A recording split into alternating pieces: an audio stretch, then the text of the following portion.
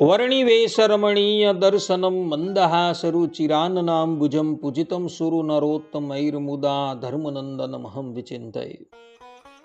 અસતોમાં ષટ્ગમય તમસોમાં જ્યોતિર્ગમય મૃત્યુર્મા અમૃતમ ગમય. ઓમ શાંતિ શાંતિ શાંતિ. અસ્મદ્ગુરુ સમારંભામ નાથયામૂન મધ્યમામ લક્ષ્મી વલ્લભ પર્યંતામ વંદે ગુરુ પરંપરા. આજની જ્ઞાન સભાની અંદર પધારનારા બધા જ ભગવત ભક્તોને વેદાંતાચાર્ય, પુરાણ ઇતિહાસાચાર્ય, એમએ ફિલોસોફી શાસ્ત્રી રાકેશભાઈના હેતુપૂર્વક જય સ્વામિનારાયણ.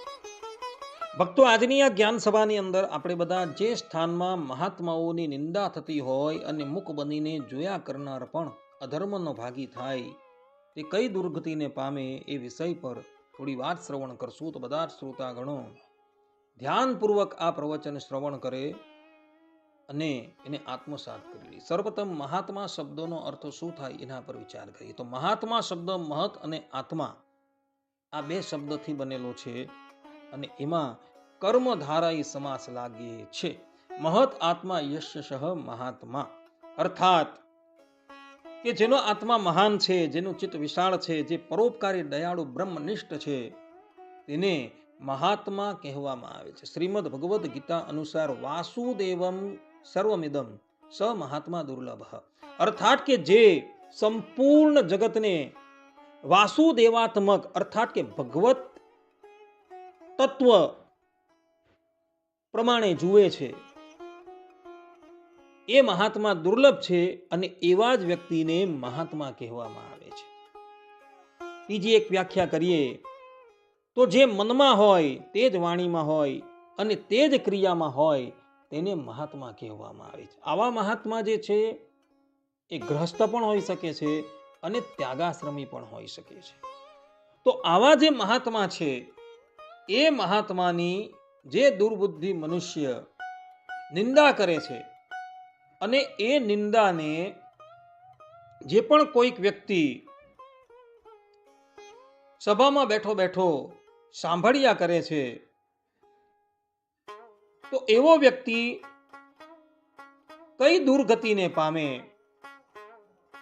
તો આ સંબંધમાં શાસ્ત્રોમાં કહ્યું છે કે નિંદામ ભગવતઃ શૃણવન તત્પરસ્ય જનસ્ય વા તતો નાપેતિ યહ સોપી યાત્યધઃ સુકૃતાચ્યુતઃ, અર્થાત કે જે ભગવાનની કે ભગવાનના પરમ ભક્તની નિંદા સાંભળે અને ત્યાંથી દૂર નથી જતો અથવા વિરોધ નથી કરતો તે પોતાના પુણ્યમાંથી ચ્યુત થઈ અધોગતિને પામે છે.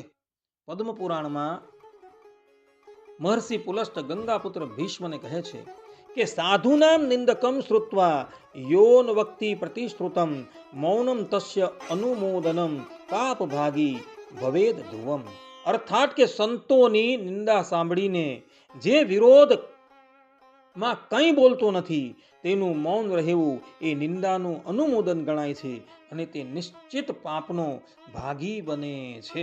સ્કંદ પુરાણમાં કાર્તિક સ્વામી કહે છે કે નિંદામ કુર્વંતી યે મૂઢા મહાત્મસુ વિશેષતઃ શૃણોતિ યહ પ્રસન્નાત્મા સ યાતિ નરકમ ધ્રુવમ, અર્થાત કે જે મૂર્ખાઓ મહાત્માઓની નિંદા કરે છે અને જે કોઈ તેને પ્રસન્ન ચિત્તથી સાંભળે છે એ નિશ્ચિતપણે અધોગતિને પ્રાપ્ત થાય છે.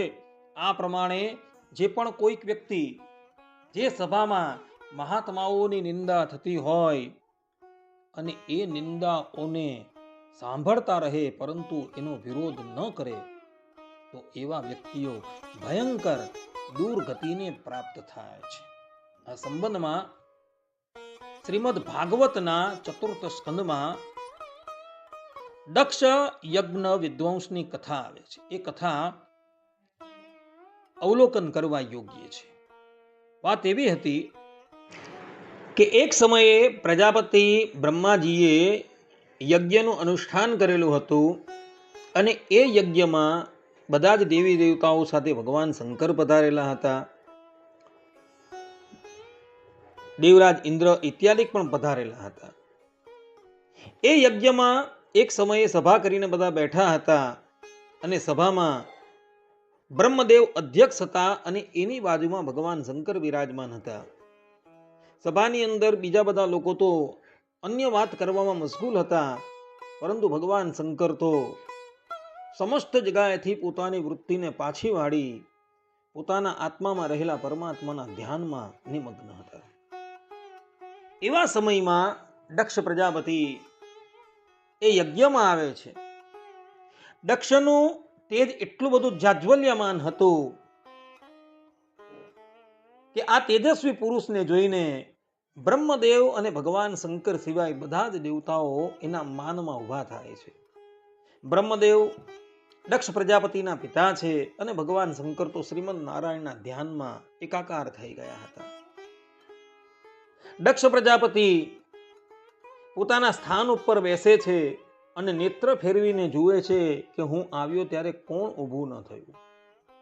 ત્યારે એ જુએ છે કે હું જ્યારે આવ્યો ત્યારે બધા જ લોકો ઊભા થયા, પરંતુ મારા જમાત્રા શંકર એ મને આ માન આપવા માટે ઊભા ન થયા.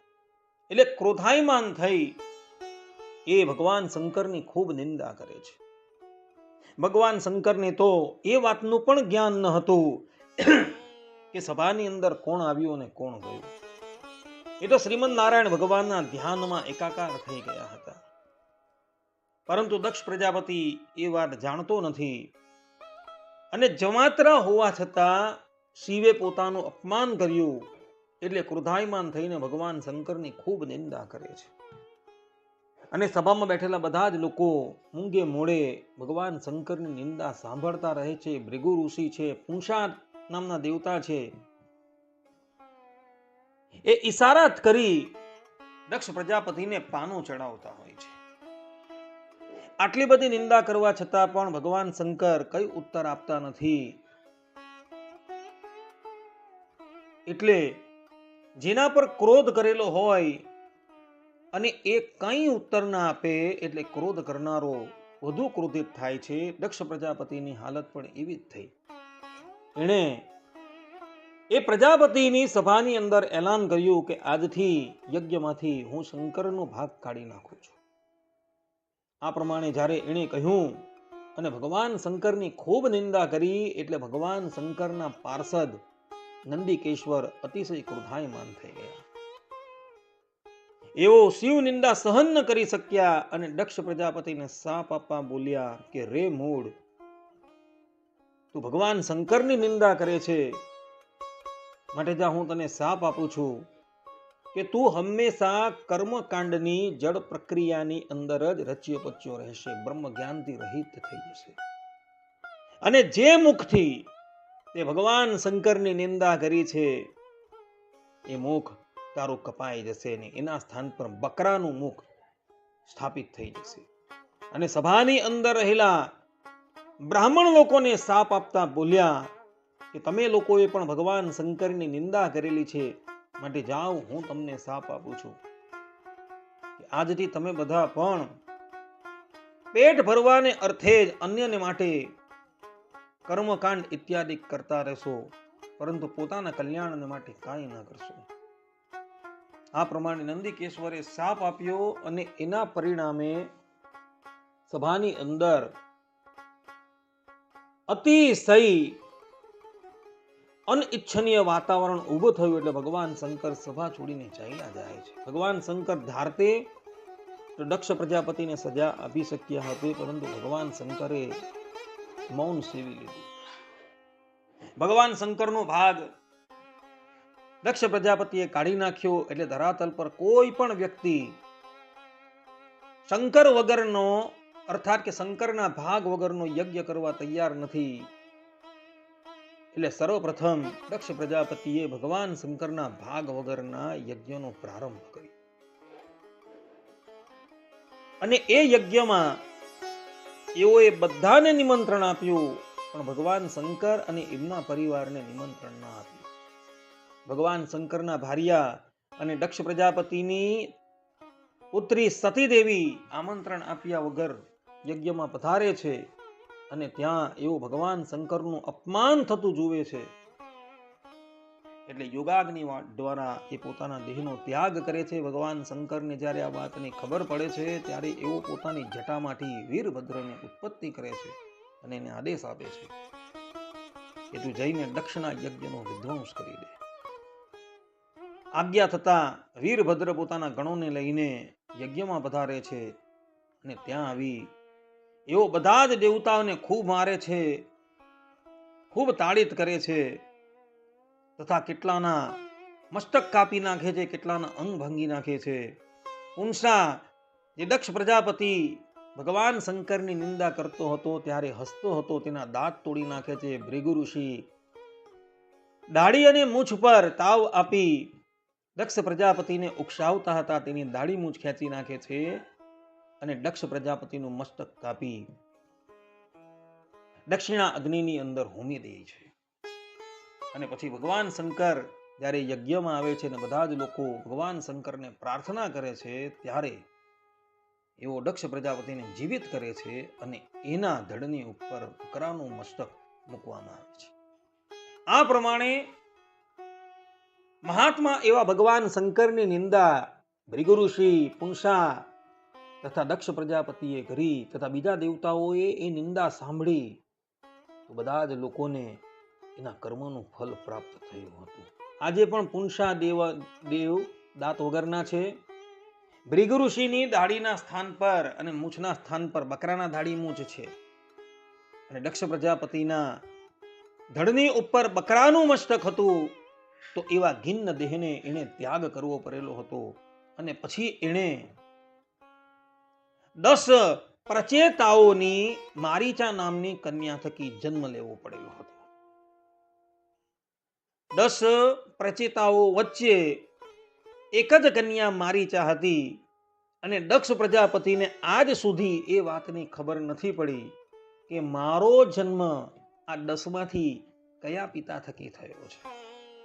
આ પ્રમાણે ભગવાન શંકરની નિંદા કરવાના ફલરૂપે દક્ષ પ્રજાપતિની આવી ભયંકર હાલત થઈ હતી. માટે ભક્તો, જે સ્થાન પર મહાત્માઓની નિંદા થતી હોય એ સ્થાન પર ક્યારેય પણ ઊભા ન રહેવું. જો શક્તિ હોય તો એનો પ્રતિકાર કરવાનો છે, જો શક્તિ નથી તો એ સ્થાન છોડીને ચાલ્યા જવાનું છે, પરંતુ એ મહાત્માઓની નિંદા સાંભળવાની નથી. અન્યથા જે પ્રમાણે દક્ષ પ્રજાપતિ ભગવાન શંકરની નિંદા કરતો હતો અને એ સભામાં બધા દેવતાઓ બેઠા બેઠા સાંભળતા હતા, તો એ લોકોએ પણ એમના ફળના ભાજી થવું પડેલું હતું અને ભગવાન શંકરના કોપના ભાજી પણ થવું પડેલું હતું. માટે ભક્તો, જે સ્થાન પર મહાત્માઓની નિંદા થતી હોય એ સ્થાનનો ત્યાગ કરજો અને શક્તિ હોય તો એવા વ્યક્તિઓનો સામનો કરજો. એ સિદ્ધાંત વાત છે. આટલું કહીને હું મારા પ્રવચનને અહીં વિરામ આપું છું. સર્વે સંતુ નિરામયઃ, સર્વે સુખીનો ભવંતુ, સર્વે ભદ્રાણિ પશ્યન્તુ, મા કશ્ચિદ દુઃખ ભાગ ભવેત. અસ્તુ. જય સ્વામિનારાયણ.